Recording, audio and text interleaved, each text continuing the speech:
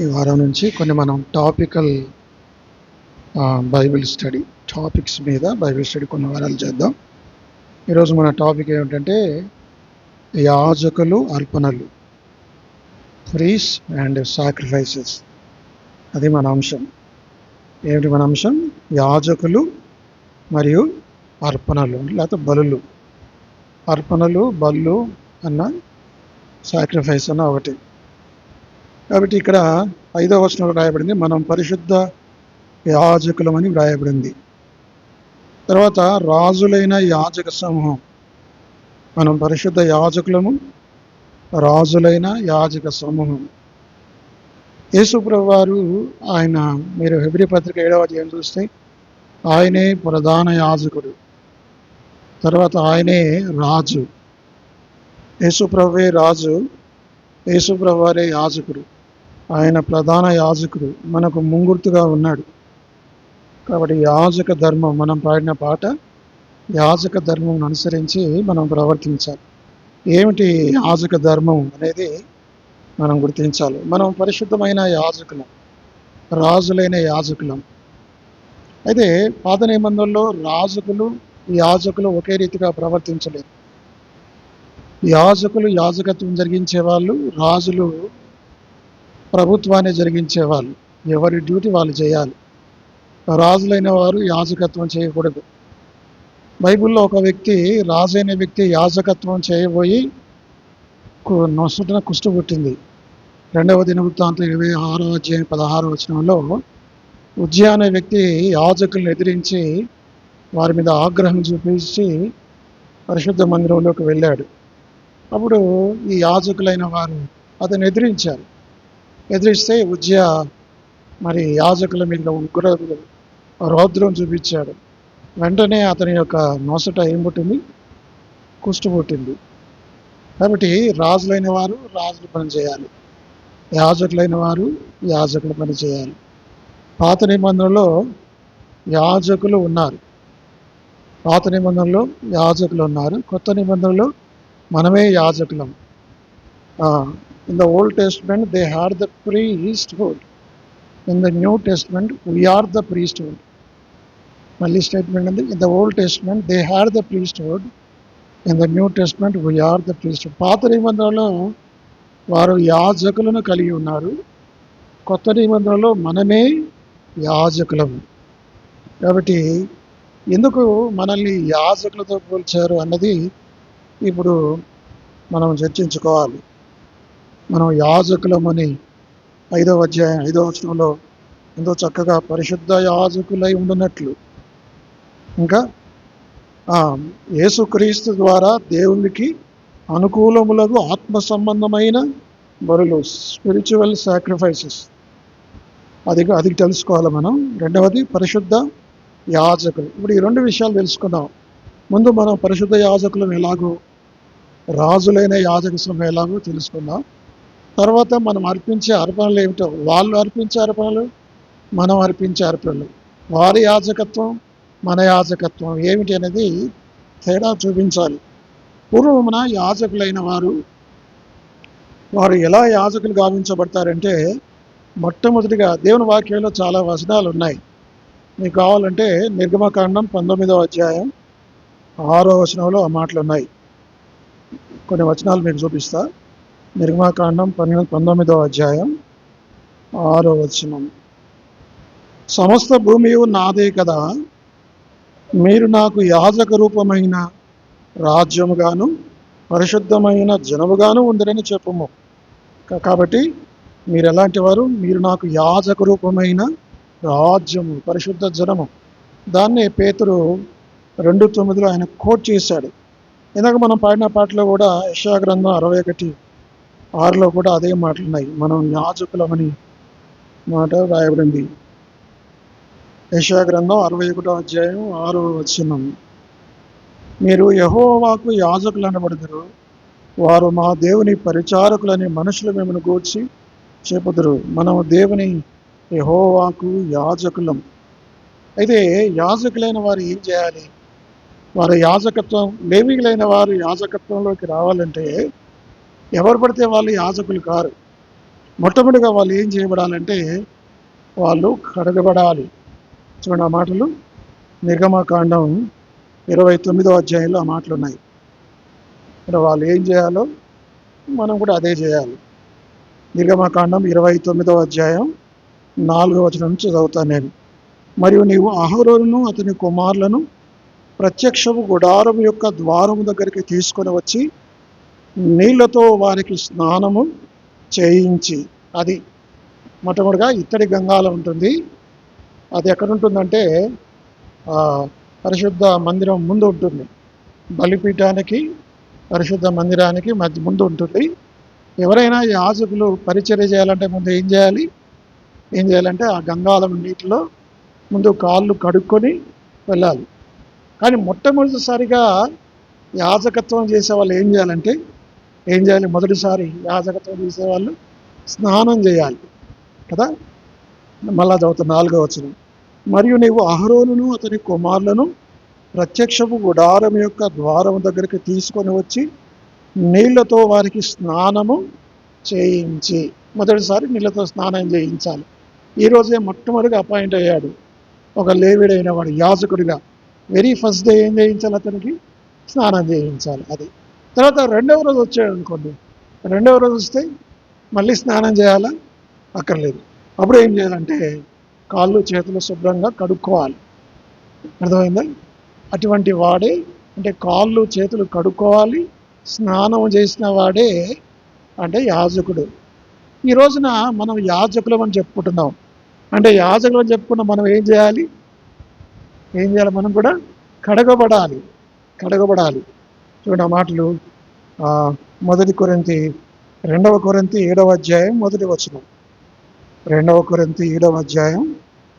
ప్రియులారా, ఉన్నవి గనక దేవుని భయముతో పరిశుద్ధతను సంపూర్తి చేసుకొనొచ్చు శరీరమునకును ఆత్మకును కలిగిన సమస్త కల్మషము నుండి మనల్ని పవిత్రులుగా చేసుకోవాలి. అంటే మనం కడుక్కోవాలి. అంటే అంతరంగ శుద్ధి, బాహ్యమైన శుద్ధి కదా. అంటే ఇదేంటంటే మరి పెద్ద కుమారుడేమో ఆత్మ సంబంధమైన పాపి, చిన్న కుమారుడు శరీర సంబంధమైన, ఇద్దరు పాపులే. అర్థమైందా? పెద్ద కుమారుడు ఏమనుకుంటున్నాడు? నేను పాపిని కాను అనుకుంటున్నాడు. ఈని కుమారుడు, వేషతో తినివేసిన ఈని కుమారుడు రాగానే అంటే పేరు పెట్టి అతని పాపాలు చెప్తున్నాడు. మరి ఇతనేమో ఆత్మ సంబంధమైన పాపం. ఆత్మ సంబంధమైన పాపాలు బయటికి కనిపించవు. క్రోధము, ద్వేషము, అసూయ, గర్వము, ఇవి చాలా చెడ్డ పాపాలు. శరీర సంబంధమైన పాపాలు దొంగతనము, హత్య, వ్యభిచారము, త్రాగుడు, ఇవి శరీర సంబంధమైన పాపాలు. అవైన పాపాలు, ఇవైన పాపాలు. మనం రెండు కూడా కడుక్కోవాలి. అందుకే 2వ కొరింథీ 7:1 ఆత్మ కంటిన కల్మషము, శరీర కంటిన కల్మషం, since of flesh and since of spirit కదా. ఆత్మలో పాపం ఉంటుంది. ఉదాహరణకి యేసు ప్రభువు వారు ఒకసారి పరిసయ్యుడు ఇంటికి పిలిచాడు భోజనానికి. ఇప్పుడు ఒక స్త్రీ వెనక నుండి వచ్చి ఆయన పాదాల తట్టు కూర్చొని ఏడుస్తూ కన్నీరు కార్చి ఆయన పాదాలు తుడుస్తుంది. అప్పుడు ఈ పరిసయ్యుడు అంటాడు లూకా సువార్త 7వ అధ్యాయంలో, ఈమె యవతియో ఎటువంటిదో యేసు ప్రభువు వారు ప్రవక్త నేను పిలిస్తే నాకు తెలియదా? ఈమె ఎలాంటిదో ఈమె తెలియదా? ఇది పాపాత్మురాలని తనలో తాను. మరి ఆమె పాపాత్ములు అయితే ఈయన కూడా పాపాత్ముడే. ఆమె శరీర సంబంధమైన పాపి, ఈయన ఆత్మ సంబంధమైన పాపి. శరీర సంబంధమైన పాపానికి క్షమాపణ అవసరము, ఆత్మ సంబంధమైన పాపానికి కూడా క్షమాపణ అవసరం. వీరిద్దరూ క్షమించబడాలి. అందుకే ఇక్కడ ఆత్మ కంటేనే కల్మషం, శరీరం కంటేనే కల్మషం. చాలామంది విశ్వాసులైన వారు శరీర పాపాలు చేయరు.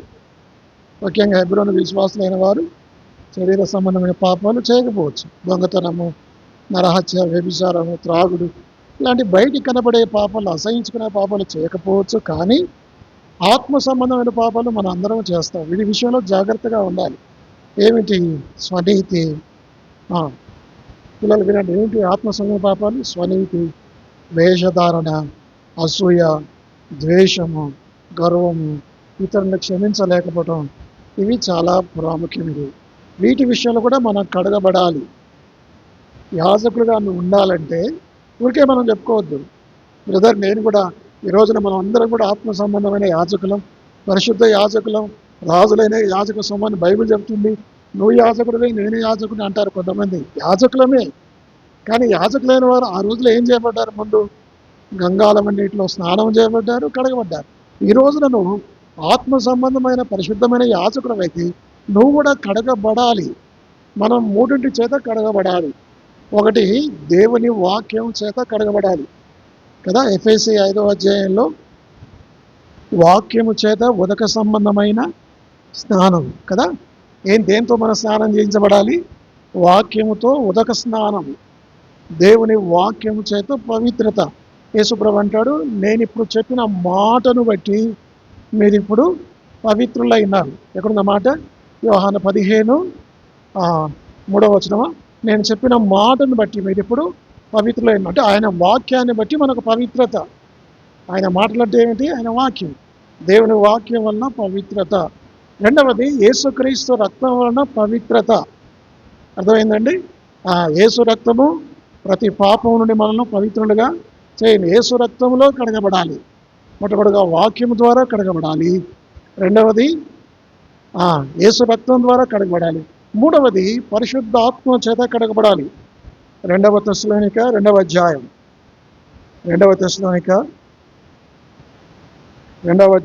13వ వచనం. సహోదరులారా, ఆత్మ మిమ్మును పరుచుట వలన, చూసారా దేని చేత మనం పరిశుద్ధపరచబడాలి? ఆత్మ చేత. ఈ మూడింటి చేత మనం పరిశుద్ధపరచబడాలి, కడగబడాలి. ఒకటి దేవుని వాక్యం, రెండవది యేసు రక్తం, మూడవది దేవుని ఆత్మ లేదా పరిశుద్ధాత్మ చేత మనం కడగబడాలి. కడగబడకుండా నేను యాజకుడని చెప్తే సరిపోదు కదా. 1 కొరింథీ చూడండి ఆ మాటలు. కొరింథీయులకు రాసిన మొదటి పత్రిక 6వ అధ్యాయం, ఒక పెద్ద లిస్ట్ ఉంది. ఆ లిస్ట్ అంతా నేను చదువుతా. 1 కొరింథీ 6వ అధ్యాయం 9 నుంచి 11 చదువుతాను. అన్యాయస్తులు దేవుని రాజ్యమునకు వారసులు కానేరని మీకు తెలియదా? మోసపోకడి, జారులైన, విగ్రహారాధకులైన, వ్యభిచారులైన, ఆడంగితన గలవారైన, పురుష సంయోగులైన, దొంగలైన, లోబులైన, త్రాగుబోతులైన, దూషకులైన, దోచుకున్న వారైన దేవుని రాజ్యమునకు వారసులు కానేరరు. ఇప్పుడు ఇవన్నీ ఏ పాపాలు? నేను చెప్పిన దాని ప్రకారం ఏ పాపాలు? శరీర సంబంధమైన పాపాలు అని చెప్పి కింద అంటాడు 11వ వచనం, మీలో కొందరు అట్టి వారై ఉంటిరి గాని ప్రభువైన యేసుక్రీస్తు నామములను మన దేవుని ఆత్మయందును మీరు కడగబడి పరిశుద్ధపరచబడిన వారై నీతిమంతులుగా తీర్చబడితిరి. మన దేవుని ఆత్మయందు మీరు కడగబడిన వారై. నువ్వు కడగబడిన వాడైతేనే పరిచర్య చేయడానికి అర్హుడవు. అది ఏ పరిచర్య అయినా సరే, చిన్నదైనా పెద్దదైనా, పులిపీఠమైనా, పాటలైనా, బల్ల అయినా, మందిరం శుభ్రం చేయాలన్నా, సండే స్కూల్ అయినా, వాక్యబోధ అయినా, ఏదైనా సరే దేవుని వాక్యం చేత ఆత్మ చేత కడగబడాలి. అలనాడు యాజకులైన వారు ఇత్తడి గంగాళం నీటిలో ఏ విధంగా స్నానం చేయబడ్డారు, కడగబడ్డారు. ఒకవేళ మీకు ఇంకో మాట చెప్తాను, అది గుర్తుకొస్తుంది. యోహాను సువార్త 13వ అధ్యాయం. అక్కడ యేసు ప్రభువారు పేతురుతో చెప్పిన డైలాగ్స్ బాగున్నాయి. యోహాను సువార్త 13వ అధ్యాయం 10వ వచనం చదువుతాను. యేసు అతని చూచి, స్నానము చేసిన వాడు పాదములు తప్ప మరి ఏమీ కడుక్కోనక్కర్లేదు, అతడు కేవలం పవిత్రుడయ్యాను. మీరును పవిత్రులు కానీ మీలో అందరూ పవిత్రులు కారను. చూసారా? యేసు ప్రభు ఇక్కడ సందర్భం ఏంటంటే, యేసు ప్రభు వారు ఆ 12 మంది శిష్యుల పాదాలు కడుగుతున్నాడు. వాళ్ళేమో బురద నీళ్ళలో తిరిగేవాళ్ళు. దశ వాళ్ళ పాదాలు ఎట్లుంటాయి? చేపలు పట్టేవారు, జాలర్లు, బురదలు, మురికి నీళ్లు, మురికి కాళ్ళు. అలాంటి వాళ్ళ కాళ్ళు ఆయన వంగి ఒక బేసన్లో నీళ్ళు తీసుకొని ఒక కొత్త టవల్ తీసుకొని వచ్చి ఆ 2 పాదాలు తీసి నీళ్ళలో పెట్టి శుభ్రంగా వాటిని కడిగి మళ్ళీ ఆ కాళ్ళు కింద పెట్టి కొత్త టవల్తో వాళ్ళ పాదాలు తుడిచి అట్లా వరసగా చేసుకుంటూ వెళ్తే ఆ రోజున ఇస్కరియోతు యూదా పాదాలు కూడా కడిగాడు. కానీ యేసుప్రభు ఒక మాట అంటారు, మీలో అందరూ పవిత్రులు కానీ కొందరు పవిత్రులు కారు. ఎవరు పవిత్రులు గారు? ఇస్కరియోతు యూదా పవిత్రుడు కాడు అని అర్థం అక్కడ. సరే, ఇప్పుడు పేతురు వంతు వచ్చింది. పేతురు దగ్గరకు వచ్చేసరికి ప్రభువుతో పేతురు అంటాడు, ప్రభువా, నీవు బోధకుడు ప్రభు, నా పాదాలు కడుగుతావా? నా పాదాలు కడుగొద్దు ప్రభువా అని పేతురు అంటాడు. అప్పుడు ప్రభు అన్న మాట 7వ వచనం, అందుకు యేసు, నేను చేయుచున్నది ఇప్పుడు నీకు తెలియదు కానీ ఇక మీదట తెలుసుకుందని అతనితో చెప్పగా, పేతురు, నీవెన్నడూనూ నా పాదములు కడగరాదని ఆయనతో అనెను. అందుకు యేసు, నేను నిన్ను కడగని యెడల నాతో నీకు పాలు. చూసారా, యేసు ప్రభు వారు మన పాదాలు కడగకపోతే ఆయనతో మనకు పాలు లేదు. వెంటనే పేతురుకి దిమ్మరపోయింది. అట్లయితే ప్రభు నా పాదాలేంది, నన్ను మొత్తం కడగంటాడు భయపడి. అప్పుడు ప్రభు ఒక మాట అన్నాడు, స్నానం చేసిన వాడు పాదాలు తప్ప మరేమి కడుగు. పొద్దున్నే లేచి మనం స్నానం చేసాం అనుకోండి, 7 గంటలకు లేచి స్నానం చేసాం, శుభ్రంగా రెడీ అయ్యాము, బయటికి వెళ్ళాము, 1 గంట తర్వాత ఇంట్లోకి వచ్చాం, మన పాదాలు చేతులు మురికయ్యాయి, ఏం కడుక్కుంటాం మనం? కాళ్ళు చేతులు. మళ్ళీ స్నానం చేస్తారా? రోజుకు ఒక 10 సార్లు మురికైతే 10 సార్లు స్నానం చేసింది అనుకోండి, మనం ఏమనుకుంటారు? పిచ్చోడు అనుకుంటారు. అంతే కదా. ఎప్పుడు చేతులు, ఈ సైకాలజీలో బాగా చేతులు కడుక్కోవడం అదొక మానసిక లక్ష్యం. కాబట్టి యేసుప్రభు అంటాడు, స్నానం చేసిన వాడు కాళ్ళు చేతులు కడుక్కోవాలి కానీ మొత్తం కడుక్కోవాల్సిన పని లేదు. అంటే అర్థం ఏంటంటే, యాజకుడైన వాడు మొదటి రోజు ఏం చేస్తాడు? స్నానం చేస్తాడు. తర్వాత రోజు ఏం చేస్తాడు? పడుకుంటాడు. అంటే రక్షింపబడినవాడు, కడగబడినవాడు, రక్షింపబడినవాడు, రక్షణలో కొనసాగేవాడు అనే దినము ప్రభు పాదాల దగ్గరికి వచ్చి, ప్రభా, నేను విశ్వాసనే కానీ నేను ఈ యాత్రలో ఏ లోక మాల్యం నాకు అంటుకుంది, ప్రభా నన్ను కడుగు, నీ రక్తంలో కడుగు. అంటే ప్రతిరోజు మారు మనసు కోసం ప్రార్థన చేయదు. అర్థమైందని, ఒకసారి రక్షించబడి మారు మనసు పొందిన తర్వాత మళ్ళీ రేపు వెళ్ళి నన్ను రక్షించు ప్రభా అలా కాకుండా, రక్షించబడిన వాడు, ప్రభా నన్ను పవిత్రపరచు. ఎవరిని ప్రార్థన చేయాలి? నన్ను పవిత్రపరచు, నన్ను కడుగు. యేసుప్రభు అన్నాడు. ఒకవేళ యేసుప్రభుతో దినదినము మనం కడగబడాలి. ఆయన వాక్యం చదివితే మనం కడగబడతాం. యేసుక్రీస్తు రక్త ప్రోక్షణ కిందకి వస్తే మనం కడగబడతాం. ఆయన ఆత్మ కిందకి వస్తే మనం కడగబడతాం. ఈ రకంగా ప్రతిరోజు ఇది దైనందిన జీవితం. యాజకులు మొదటి రోజు స్నానం చేస్తాడు, అంటే మనం రక్షింపబడతాం. తర్వాత ప్రతిరోజు ఏం చేయాలి? కడుక్కోవాలి. అర్థమైందండి? అది మొదటి సంగతి. ఆ యాజకుడయ్యే ప్రతి విశ్వాసి మొట్టమొదటిగా ఏం చేయాలంటే 29వ అధ్యాయం నిర్గమకాండం 4వ వచనం, మరియు నీవు అహరోను అతని కుమారులను ప్రత్యక్షపు గుడారం యొక్క ద్వారము దగ్గరికి తీసుకుని వచ్చి నీళ్లతో వారికి స్నానం చేయించి, ఇది మొదటి మెట్టు. ఇప్పుడు ఏం చేయాలి? 5వ వచనం, ఆ వస్త్రములను తీసుకొని చొక్కాయిని, ఏఫోదు నిలువుటంగిని, ఏఫోదు పతకమును అహరోనుకు ధరింపచేసి ఏఫోదు విచిత్రమైన నడికట్టును అతనికి కట్టి, ఇప్పుడు ఏం చేయాలంటే ఆ పాత వస్త్రాలు తీసివేసి ఇప్పుడు యాజకులు ధరించే వస్త్రాలు ధరించాలి కదా. యాజకులు ధరించే వస్త్రాలు ఏంటంటే ఇక్కడ ఉన్నాయి చూడండి, ఏఫోదు విచిత్రమైన నడికట్టు, తర్వాత ఏఫోదు పతకము, నిలువు చొక్కాయి, ఏఫోదు నిలువుటంగి. ఇది యాజకుల ప్రత్యేకమైన వస్త్రం. 133వ కీర్తనలో ఇట్లా ఉంటుంది. సరే, 133 తర్వాత పోదాం. ఇప్పుడు రెండవది ఏం చేయాలి? కొత్త వస్త్రము ధరించుకోవాలి. ఇప్పుడు విశ్వాసులు స్నానం చేసిన తర్వాత, రక్షించబడిన తర్వాత ఇప్పుడు ఏం చేయాలి? వాళ్ళు వస్త్రాలు ధరించుకోవాలి. ఏం వస్త్రాలు ధరించుకోవాలి? యెషయా గ్రంథం 61వ అధ్యాయం 10వ వచనం. యెషయా గ్రంథం 61వ అధ్యాయం 10వ వచనం, శృంగారమైన పాగా ధరించుకున్న పెళ్లి కుమారుని రీతిగాను, ఆభరణలతో అలంకరించుకున్న పెళ్లి కుమార్తె రీతిగాను ధరింపచేసి ఉన్నాడు.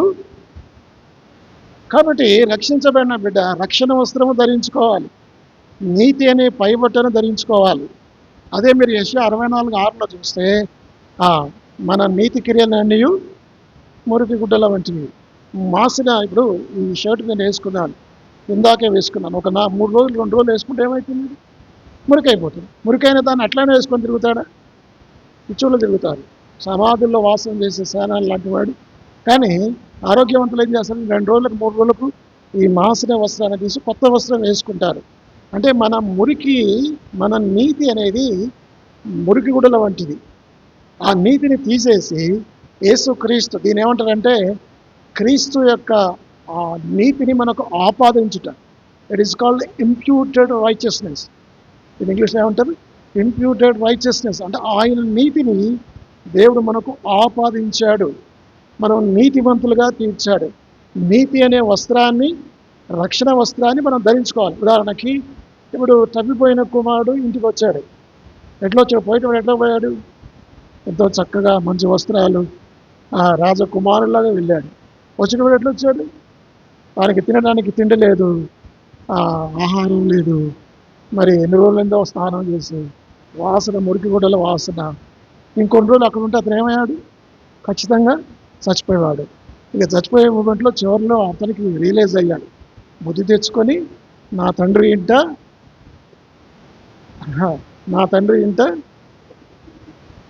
సమృద్ధిగా ఉంది అని వచ్చి తండ్రి దగ్గరకు వస్తాడు. తండ్రి చూసి ఎంత ఏడ్చాడో, పరిగెత్తుకొని కౌగిలించి ముద్దు పెట్టుకొని మొట్టమొదటి ఒక మాట అన్నాడు, వీని వస్త్రములు తీసి ప్రశస్త వస్త్రము వీనికి త్వరగా ధరింపజేయడి. ఈ మురికి వస్త్రాలు లేదు నా కుమారునికి. ఇలాంటి వాడు నేను ధనవంతుని, ఊరికి గ్రామానికి ధనవంతుని కుమారుడు ఏ విధంగా ఉండాలి? చూసి ముందు వీని వస్త్రాలు తీసి ప్రశస్త వస్త్రము. యేసుప్రభు నమ్మిన బిడ్డలు ఎలాంటి వస్త్రం ధరించాలి?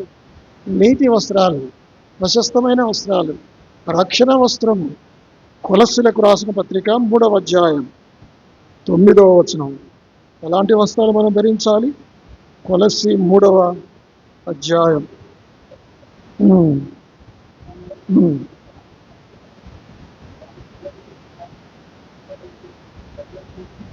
పరిచ్ఛేదించి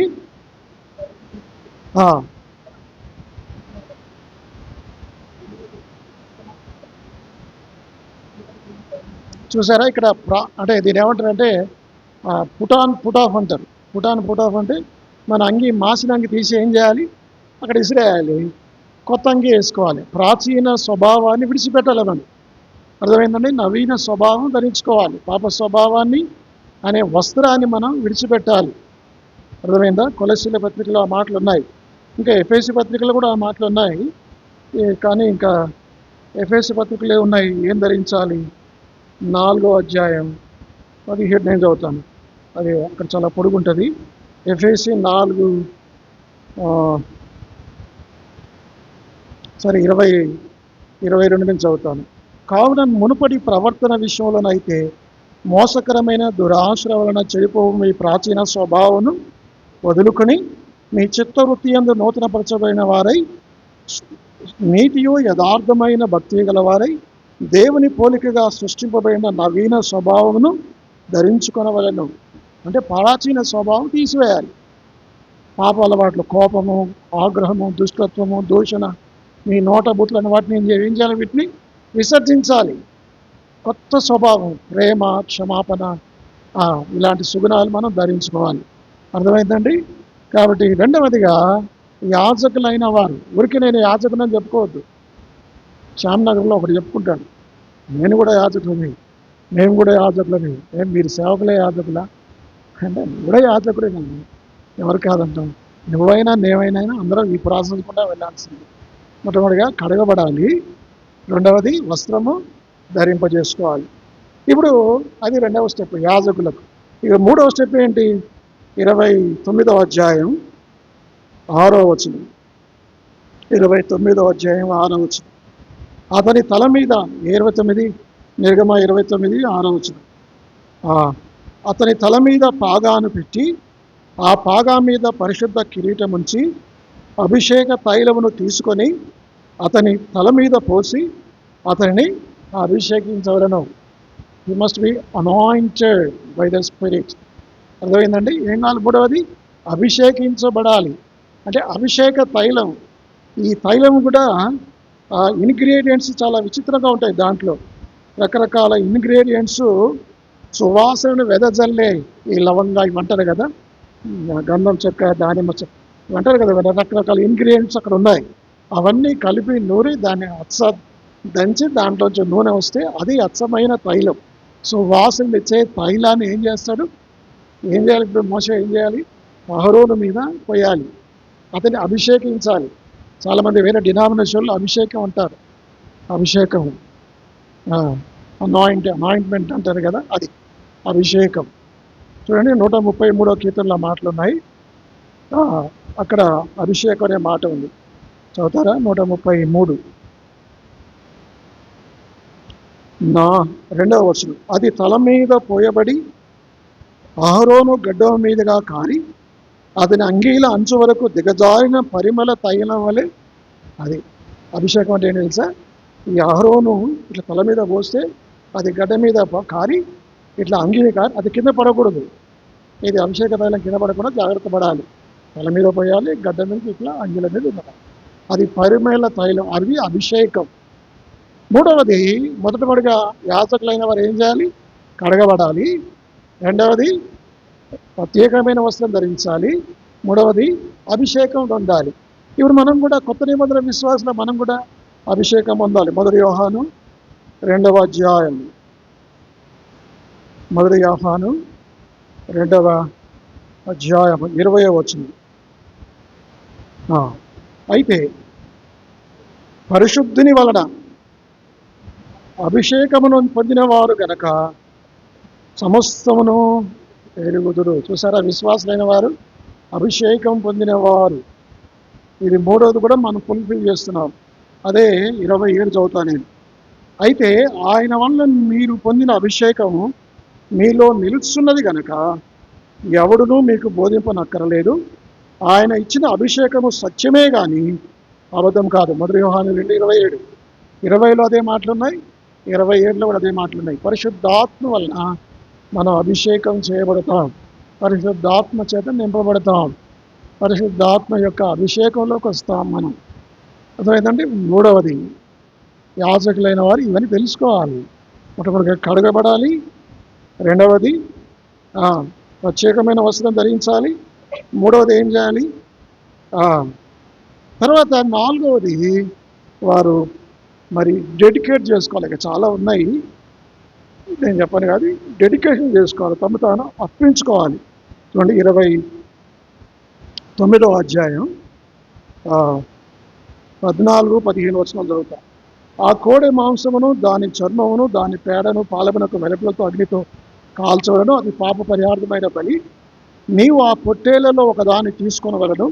అహరోనును అతని కుమారులను ఆ పొట్టేలు తల మీద చేతులుంచగా నీవు ఆ పొట్టేలును వధించి దాని రక్తమును తీసి బలిపీఠము చుట్టూ దాన్ని ప్రోక్షింపవలెను.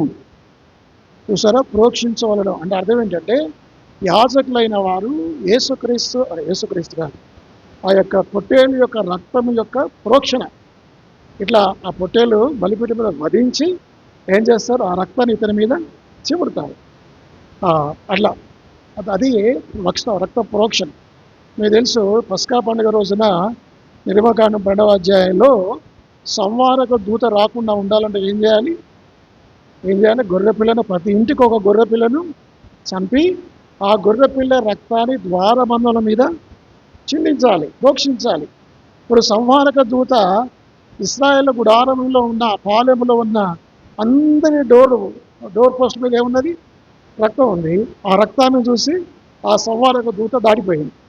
ఐగుప్తులో ఎవరికి కూడా ఈ రక్తము లేదు కనుక ఐగుప్తులో ఉన్న ప్రతి వాడు జ్యేష్ఠుడు, జ్యేష్ఠ కుమారుడు, జ్యేష్ఠమైన ప్రతిది చంపబడింది. అర్థమైంది? అంటే రక్త ప్రోక్షణ అనేది అవసరం. మనకు కూడా యేసుక్రీస్తు రక్త ప్రోక్షణ కిందకి రావాలి.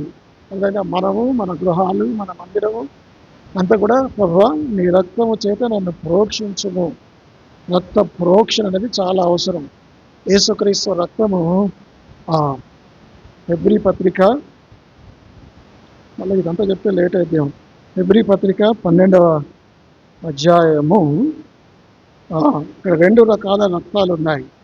24 చదువుతాను. క్రొత్త నిబంధనకు మధ్యవర్తి అయిన యేసునొద్దకును హేబేలు కంటే మరి శ్రేష్టముగా పలుకు ప్రోక్షణ రక్తములకును మీరు వచ్చి ఉన్నారు. ఒకటేమో హేబేలు రక్తం, రెండవది యేసుక్రీస్తు రక్తం. హేబేలు రక్తం పలుకుతుంది, యేసుక్రీస్తు రక్తం పలుకుతుంది. హేబేలు రక్తం ఏమని పలుకుతుంది?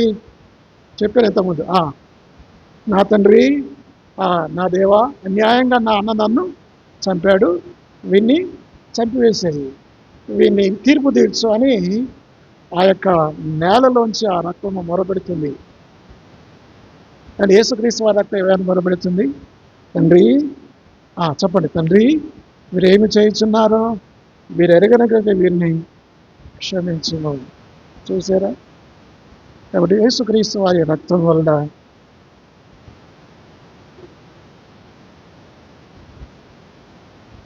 డెడికేటెడ్ అన్నమాట. ఇంకొకటి చూపి నేను ముగిస్తాను. రోమా 12వ అధ్యాయం, రోమా 12వ అధ్యాయం 1వ వచనం. కాబట్టి సహోదరులారా, పరిశుద్ధమును సజీవ యాగముగా సమర్పించుకోవడని. కాబట్టి ఆ రోజుల్లో వాళ్ళు తాము అర్పించుకున్నారు. యాజకులైన వారు ఏం చేయాలి? మొట్టమొదటిగా వారు కడగబడాలి, రెండవది ప్రత్యేకమైన వస్త్రం ధరించాలి, మూడవది అభిషేకించబడాలి, తర్వాత యేసుక్రీస్తు రక్తాన్ని రక్షించబడాలి, నాలుగవది వారు తాము దేవునికి సమర్పించుకోవాలి. మనం ఇప్పుడు ఏం సమర్పించుకోవాలి? ఈనాడు విశ్వాసులుగా మనం ఏం సమర్పించుకోవాలి? శరీర సంబంధమైన ఈ లోక మర్యాదను కాదు, అనుకూలములైన పరిశుద్ధమును దేవునికి అనుకూలములైన సజీవ యాగముగా మీ శరీరములను ఆయనకు సమర్పించుకొనుడి. Dedicated to the Lord. మనం దేవునికి మొరపెట్టుకోవాలి. ఆయన శరీరం, ఆయన మనస్సు, ఆయన శరీరం, ఆయన చిత్తం. మీరు ఇక్కడ ఈ విషయాలు మీరు 3 గమనించాలి. రోమా 12వ అధ్యాయంలో, రోమాపత్రిక 12వ అధ్యాయం మీకు చెప్పి నేను ముందుకెళ్తాను. రోమాపత్రిక 12వ అధ్యాయంలో ఇక్కడ ఒకటి శరీరాన్ని అనుసరించాలి.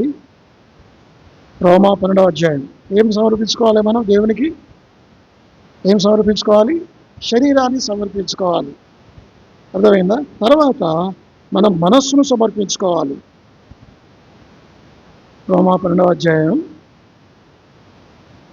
నీ మనస్సు మారి, అంటే మనస్సును కూడా సమర్పించుకోవాలి.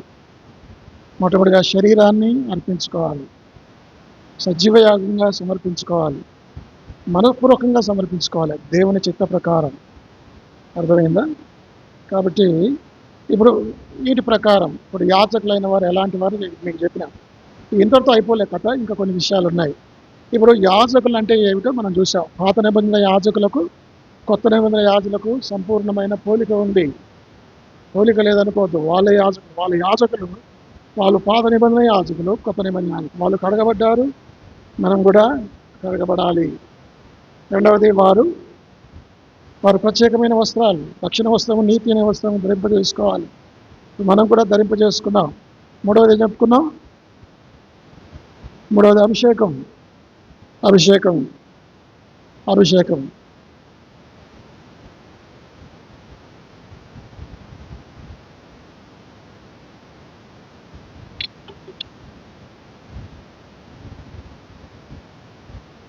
ఇప్పుడు సరే, ఇప్పుడు ఒక అంశం అయిపోయింది. ఏమైపోయింది?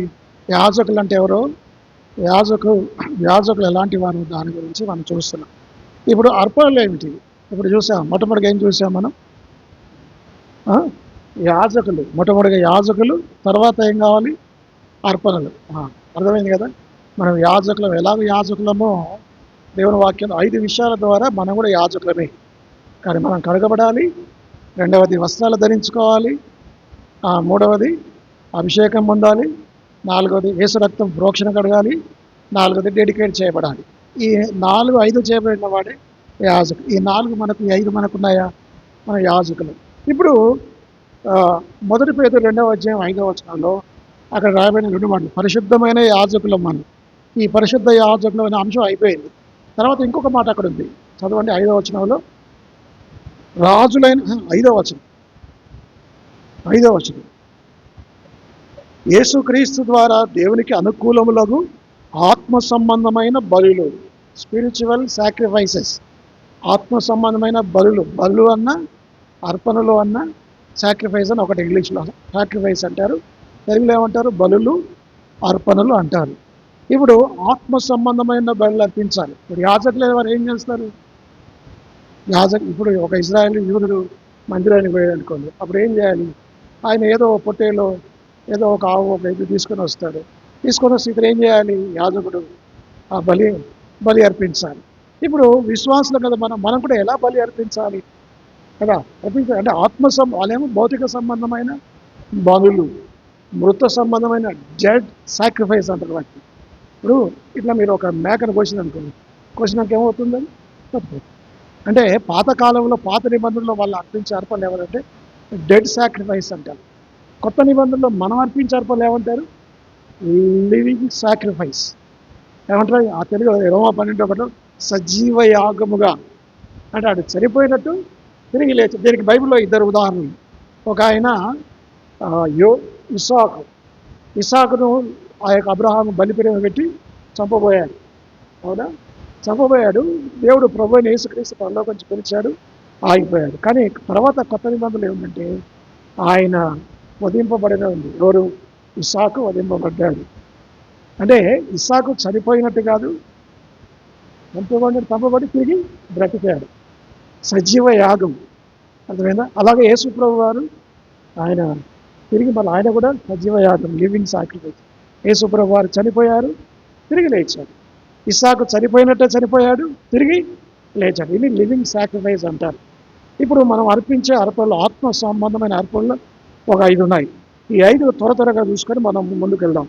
మొట్టమొదటిగా ఏమిటి మన అర్పణలు అంటే, ఇందాక మనం చదివాం రోమా 12వ మొదటి 2 వచనాలు. కాబట్టి సహోదరులారా, పరిశుద్ధమును సజీవ యాగం అంటే యాగమన్నా, అర్పణన్నా, బలి అన్నా ఇంగ్లీష్లో ఏమంటారు వీటిని? సాక్రిఫైస్. యాగం అంటే కూడా సాక్రిఫైస్, లివింగ్ సాక్రిఫైస్. కానీ ఇది మనం అర్పించాలి. నా శరీరాన్ని, నా దేహాన్ని పరిశుద్ధంగా దేవునికి సమర్పించుకోవాలి. అర్థమైందండి? కాబట్టి ఇది సాక్రిఫైస్ చేయాలి. నా శరీరాన్ని ఇష్టానుసారంగా. మీరు రోమాపత్రిక 6వ అధ్యాయం చూస్తే ఇవన్నీ డీటెయిల్స్ వస్తాయి, కానీ వద్దు. కాబట్టి మరలా మన శరీరాలు, మన అవయవాలు అన్నీ తెలుసు, వాటితో మనం పాపం చేయకూడదు. మన శరీరాన్ని, మన మనస్సును, మన చిత్తాన్ని దేవునికి సమర్పించుకోవాలి. ఏమిటి ఆత్మ సంబంధమైన అర్పణ అంటే, మొట్టమొదటిగా రోమా 12వ అధ్యాయం మొదటి వచనాలు, లివింగ్ సాక్రిఫైస్, సజీవ యాగముగా మన శరీరాలను ఆయనకు సమర్పించుకో. అది మొదటి సమర్పణ, మొదటి అర్పణ. విశ్వాసులైన వారు నేను యాజకునైతే, నేను కూడా పరిశుద్ధమైన యాజకునైతే, లేదా నేను కూడా రాజులైన యాజక సమూహం చెందిన వాడినైతే నేను కూడా అర్పించాలి కదా. అర్పించాలి లేదా? యాజకుడు ఏం చేస్తాడు? అర్పిస్తాడు బలిపీఠం మీద. మరి నేను కూడా అర్పించాలి. ఏం అర్పించాలి? నా శరీరాన్ని సజీవ యాగంగా ఆయన ముందు పెట్టాలి. ఈ శరీరంలో ఏ అపవిత్రత, మీ దేహము దేవుని వల్ల విమోచించబడి పరిశుద్ధాత్మకు ఆలయమైనది కదా. మీరు విలువ పెట్టి కొనబడిన వారు, మనం పరిశుద్ధపరచబడిన వారు, పరిశుద్ధంగా జీవించాలి. అది మొట్టమొదటి సాక్రిఫైస్. ఇక రెండవది ఏంటంటే హెబ్రీ పత్రిక 13వ అధ్యాయం 15. నేను త్వరగా చెప్పి ముగిస్తా. హెబ్రీ 13:15. కాబట్టి ఆయన ద్వారా స్తుతి యాగము చేయొచ్చు. ఏంటి స్తుతి యాగం? The sacrifice of praise. స్తుతి యాగం ఇదొక యాగం, ఇదొక అర్పణ. మొట్టమొదటిగా శరీరం అనే యాగం అర్పణ సమర్పించాలి.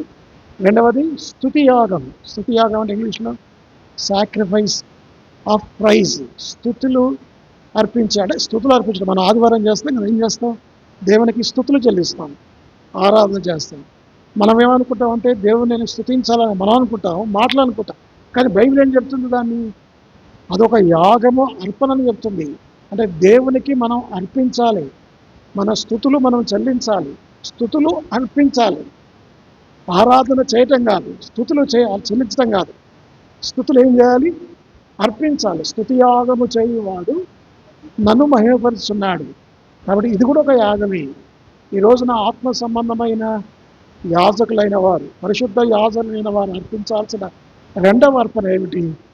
స్తుతి యాగము. నువ్వు స్తుతి యాగం చెల్లిస్తున్నావా? రెండవది, అంతకన్నా ముందు ఏం చెప్పుకున్నావు? శరీరాన్ని సమర్పించుకుంటున్నావా? ఈ శరీరంలో ప్రతి అవయవము, రోమాపత్రిక 6వ అధ్యాయం. అంటే మన శరీరం ఎట్లా ఉండాలి? రోమాపత్రిక 6వ అధ్యాయం ఎన్నో వచనం అది? 6వ అధ్యాయము 13వ వచనము. మరియు మీ అవయవలను దుర్నీతి సాధనములుగా పాపమునకు అప్పగింపకుడి, అయితే మృతుల్లోని సజీవులం అనుకొని మిమ్మును మీరే దేవునికి అప్పగించుకోండి. మీ అవయవులను నీతి సాధనములుగా దేవునికి అప్పగించడు. ఇంతకుముందు ఈ శరీరంతోనే ఇప్పుడు తాగుబోతైన వాడు, ఇంతకుముందు త్రాగుబోతు వాడు ఏం చేసేవాడు? ఈ కాళ్ళతో ఎక్కడికి వెళ్ళేవాడు? ఇదే కాళ్ళతో ఎక్కడికి వెళ్తాడు? ఇంతకుముందు కళ్ళు కాంపౌండ్కి వెళ్ళేవాడు. ఎప్పుడు? పాపిగా ఉన్నప్పుడు. ఇప్పుడు రక్షించబడిన తర్వాత ఇదే పాదాలతో ఎక్కడికి వస్తున్నాడు? దేవుని మందిరానికి వస్తున్నాడు. ఇదే చేతులతో ఒకప్పుడు పాపం చేశాడు, ఇప్పుడు రక్షించబడిన ఇదే చేతులతో. నేను రెగ్యులర్గా చెప్తాను, చెరసాల నాయకుడు రక్షణ పొందకముందు ఏం చేశాడు? పౌలు శీలకు గాయము చేశాడు. మారు మనసు రక్షణ పొందిన తర్వాత అదే చేతులతో వారి గాయాన్ని కట్టాడు. ఈరోజున మారు మనసు పొందిన వాళ్ళు ఏం చేస్తున్నారు? ఇప్పుడు గాయాలు కట్టాల్సింది పోయి ఇంకెక్కువ గాయం. మామయ్య అంటాడు నేను ఆయన చేతిలో చేయి పెట్టి గెలిగితే ఏమవుతుంది? అప్పటికి ఎన్ని రోజులైంది యేసుప్రభు వారు చనిపోయి? మూడవ రోజున ఆయన వాళ్ళకు ప్రత్యక్షమైతే ఈయన అంటాడు, నేను యేసుప్రభు చేతిలో చేయబెడతా. అంటే గాయాన్ని గెలకటం. అర్థమైందా? కొన్నిసార్లు అట్లా చేస్తాం. మన విశ్వాసంలో గాయాలు చేయొద్దు, గాయాలు మాన్పాలి. మన మాటల ద్వారా మృదువైన మాట కోపమును చల్లార్చుకో, నొప్పించు మాట కోపమును రేపే వరంగా ఉండకూడదు. మనం కోపం తెప్పించే వాళ్ళకి ఉండకూడదు, ఆ విధంగా ప్రవర్తించకూడదు. అర్థమైందా? మన శరీరం అవయవాలను నీతి సాధనంగా మన కాళ్ళు, మన చేతులు, మన నోరు, మన ఆహారం అంతా కూడా పవిత్రంగా ఉంచుకోవాలి. అది ఇది 2 చెప్పుకున్నామా? 2 అర్పణలు. ఆ తర్వాత అక్కడే హెబ్రీ 13:16 ఇంకొక అర్పణ ఉంది. హెబ్రీ 13:16 ఉపకారము ధర్మమును చేయ మర్చిపోకుడి, అట్టి యాగములు దేవునికి. ఇది 3వ యాగం. ఇది కూడా ఒక యాగమే. మీరు ఎవరికన్నా ఉపకారం చేస్తే, మేలు చేస్తే, అది కూడా రోడ్డు మీద మీరు వెళ్తున్నారు, ఒక వృద్ధుడు ఉన్నాడు, ఆయన రోడ్డు దాటించారు, మీరేం చేశారు? కొంత ఉపకారం చేశారు. అంటే అది ఒక యాగమే, ఒక అర్పణే, దేవుడికి అర్పించినట్లే మీరు. అర్థమైందండి? మీరు ఆదివారం రోజు, సెలవు రోజు ఒక ఆర్ఫనేజ్కి అనాథ పిల్లల దగ్గరికి వెళ్ళండి. వెళ్ళి వాళ్ళకి కావాల్సిన బిస్కెట్లు, కావాల్సిన వస్త్రాలు, అరటిపండ్లు, కొంత డబ్బు మీరు దానం చేస్తే మీరు ఏం చేసినట్లు? యాగం చేసినట్లే. ఉపకారమును ధర్మము చేయ మరిచిపోకటి, అట్టి యాగములు దేవునికి ఇష్టం. ఇది 3వ అర్పణ. మొదటి అర్పణ శరీరాన్ని అర్పించుకోవాలి, 2వ అర్పణ స్తుతులు అర్పించాలి, 3వది అర్పణ ఉపకారము. మీరు మేలు చేసినా పర్వాలేదు. కొన్నిసార్లు మీకు మేలు చేయడం చేత కాకపోతే కీడు మాత్రం. ఉపకారము చేయడం చేతగాని వాడు ఉపకారం చేయకపోయినా అపకారము చేయకూడదు. అది సుమతి పద్యం గుర్తుకొస్తుంది నాకు. కాబట్టి మనం అపకారం చేసే వాళ్ళంగా, చెడు చేసే వాళ్ళంగా, కీడు చేసే వాళ్ళంగా ఉండకూడదు. మనం దేవుని పిల్లలను ఇతరులను ప్రేమించాలి.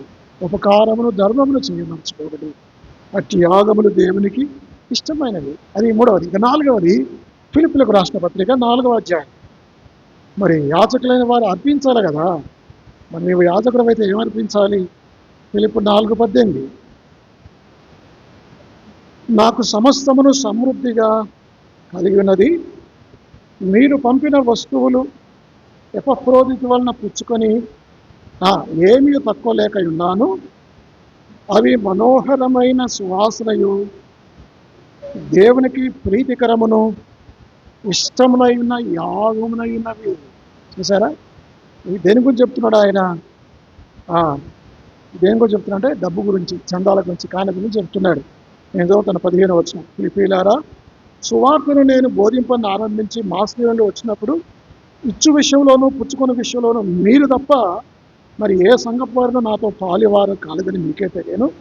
ఎలాగనగా తెస్సలోనికలో కూడా మీరు మాటి మాటికి నా అవసరము తీర్చుటకు సహాయము చేసరి. దైవ సేవకులకు, మందిరానికి, దేవుని బిడ్డలకు ఇచ్చే సహాయాన్ని పౌలు అంటాడు, అది మనోహరమైన సువాసనయు దేవునికి ప్రీతికరమును ఇష్టమునైన యాగమునైనవి. దేవుని సువార్త కొరకు, దేవుని సేవ కొరకు, మందిరం ఖర్చుల కొరకు, దేవుని సేవకుని కొరకు మీరు ఇవ్వాల్సిన అవసరం ఉంది. అవట దేవుని దృష్టిలో మనోహరమైన సువాసన. ఇప్పుడు 10,000 రూపాయలు మీకు జీతం వచ్చిందనుకో, అందులో 9,000 మీవి, 1000 రూపాయలు ఎవరిది? దేవునిది. ఈ 9,000కి ఏం వాసన రాదు. మీరు ఎప్పుడైనా చూడండి, 9,000 కట్ట తీసుకుని ముక్క దగ్గర పెట్టుకుంటే ఏం వాసన రాదు. కానీ 1000 రూపాయలకు మాత్రం ఎటువంటి వాసన వస్తుంది? అది మీకు రాకపోవచ్చు, అవి దేవునికి మనోహరమైన సువాసనయు ఆ దేవునికి ప్రీతికరమును ఇష్టమునై ఉన్న యాగమునై ఉన్నవి. మరి మాటి మాటికి మీరు సహాయం చేశారయ్యా. దశలోనిక వారు, మాసిదోనియ వారు, వారికి నేను మీకు రుణొస్తుంది అంటాడు పౌలు. ఇది ఒక అర్పణ. కొత్త నిబంధనలో ఇవన్నీ తెలుసుకోవాలి. మనం చెల్లించాల్సిన అర్పణలు ఏమిటి? ఒకటి, మీరు మర్చిపోతే మళ్ళీ రిపీట్ చేస్తున్నాం. ఒకటి, శరీరాన్ని సజీవయాగంగా సమర్పించుకోవాలి. రెండవది స్తుతి యాగం. మూడవది ఉపకారము, ధర్మం అనే యాగం. నాలుగవది డబ్బు, చందాలు, దైవజనులకు ఇచ్చే కానుకలు, వీటిని ఇది కూడా ఒక యాగం. 4 అయిపోయినాయా? ఇప్పుడు ఇంకొకటి చెప్పి ముగిస్తాను నేను. ఇంకొకటి ఏమిటి? రోమా 15వ అధ్యాయం 6వ వచనం. రోమా 15వ అధ్యాయం 6. అయ్యా కాదు, రోమా 15 కాదు, రోమా 15:15. ఆయనను అన్యజనులు అను అర్పణ పరిశుద్ధాత్మ వలన పరిశుద్ధపరచబడి ప్రీతికరమైనట్లు నేను సువార్త విషయమై యాజక ధర్మము జరిగించుచు దేవుని చేత నాకు అనుగ్రహింపబడిన కృపను బట్టి అన్యజనుల నిమిత్తము యేసుక్రీస్తు పరిచారకుడైతిని. ఈయన ఏం చేస్తున్నాడట? యాజక ధర్మము జరిగిస్తున్నాడు. ఎలాగో యాజక ధర్మం, నాకు మనం పాట పాడాం, చాలా మంచి పాట. ఈసారి అందరూ బాగా ప్రాక్టీస్ చేసుకున్నాడు, నెక్స్ట్ టైం బాగా పాడదాం. యాజక ధర్మము నెరిగి ప్రేమతో సేవను ప్రీతితో నసగుడు అనే మాట, చాలా మంచి మాట. యాజక ధర్మం చేస్తుంది. ఎలా యాజక ధర్మం చేస్తుంది అంటే అన్యజనులు అని అర్పణం. ఏం అర్పణం అంటే అది? అన్యజనులు అంటే అవిశ్వాసులు, అన్యజనులైన వారికి సువార్త చెప్పి వారిని రక్షించి వారికి వాక్యం బోధించి వారికి దేవుని సంఘంలో చేర్చాలి. ఇది యాజక ధర్మం. యాజకులైన వారు ఇది చేయాలి. సేవకులైన వారు మాత్రమే కాదు. ఇది సేవకులు కదా మీరు చేసుకుంటారు, మాట్లాడే కదా మేము ఉట్టిగా మందిరానికి వచ్చిపోతాం అని అనొద్దు. మీరు ఏం చేయాలి? మీరు కూడా ఈ అర్పణలన్నీ అర్పించాలి. ఈ 5 అర్పణలు ఎవరు అర్పించాలి? సేవకుల, పాస్టర్ల, సంఘ పెద్దల, పరిచారకుల, అందరూ అర్పించాలి. అలా అన్యజనులనే అర్పణను, ఎంత మంచి మాట, నాకు మళ్ళీ ఆ మాట చదువుతుంది. 15 చదువుతాను నేను. ఆయనను అన్యజనులు అను అర్పణ పరిశుద్ధాత్మ వలన పరిశుద్ధపరచబడి ప్రీతికరమవునట్లు నేను సువార్త విషయమై యాజక ధర్మము జరిగించుచు. ఈ 5 అర్పణలు ప్రతి విశ్వాసి. ఇప్పుడు నేను ఏం చెప్పాను మీకు? యాజకుడు అవుతాడో చెప్పాను. ఏ విధంగా కడగబడాలి, ఏ విధంగా అభిషేకించబడాలి, ఏ విధంగా అని చెప్పాను. తర్వాత అది యాజకత్వం అయిపోయింది. రెండవది ఏం చెప్పాను మీకు? అర్పణలు. వాళ్ళు అర్పించే అర్పణలు వేరు. ఎవరు? పాత నిబంధనలో అర్పణలు, పొట్టేళ్ళు, కోడెదూడలు, ఎద్దులు, ఆవులు, కోడెలు, మేకలు, గొర్రె పొట్టేళ్ళు, అవి అర్పిస్తారు వాళ్ళు యాజకులు కాబట్టి. మనం కూడా యాజకులం కదా. మనం ఏం అర్పించాలి? ఖచ్చితంగా నువ్వు ఒక సాక్రిఫైస్, ఒక అర్పణ దేవుని దగ్గర తేవాలి. శరీరాన్ని నువ్వు సమర్పించుకోవాలి. రెండవది స్తుతియాగం అర్పించేవాడు నన్ను మహిమపరచేవాడు. మూడవది ఉపకారము, ధర్మం అనే యాగం. నాలుగవది అవి మనోహరమైన సువాసనయు దేవునికి ప్రీతికరమైన ఇష్టమైన యాగము, డబ్బు, చందా, కానుక సేవకులకు ఇచ్చేది, మీరు మర్చిపోవద్దు. 5వది అన్యజనులు అను అర్పణ. ఈ 5 అర్పణలు 5 అంతల యాజకత్వం చేస్తే అప్పుడు మనం నిజమైన యాజకులం. అప్పుడు మనం ఎలా? వాక్యం ఏం చెప్తున్నాం? 2వ అధ్యాయం 5వ వచనం, పేతురు 2:5, మనం పరిశుద్ధమైన యాజకులం. 9వ వచనం ఏం చెప్తుంది? రాజులైన యాజకుడు. నువ్వు పరిశుద్ధమైన యాజకుడుగా, రాజులైన యాజకుడుగా ఉండాలంటే ఏం చేయాలి? మొదటి 5, రెండవ 5 ఫుల్ఫిల్ చేయాలి. అప్పుడే యాజకుడుగా భావించబడతావు. ఇవన్నీ తెలుసుకోకుండా చాలామంది ఏమంటారు? నేను కూడా యాజకుడినే, నేను కూడా పులిపిట వేస్తా, నేను కూడా ఎక్కండి, మీరు చెప్పండి, ఏదైనా చేయండి. కానీ ఇప్పుడు చెప్పిన 5 ఈ 5 చేసిన తర్వాత అప్పుడు మీరు సంపూర్ణంగా యాజకులు అవుతారు కదా. మీరు యెహోవా యాజకులు అనబడి 21:6, తర్వాత 19:6 కాండం, మీరు యాజక రూపమైన రాజ్యముగా చేయబడుతుంది. దేవుడి మాటలు దీవించినది ప్రార్థన.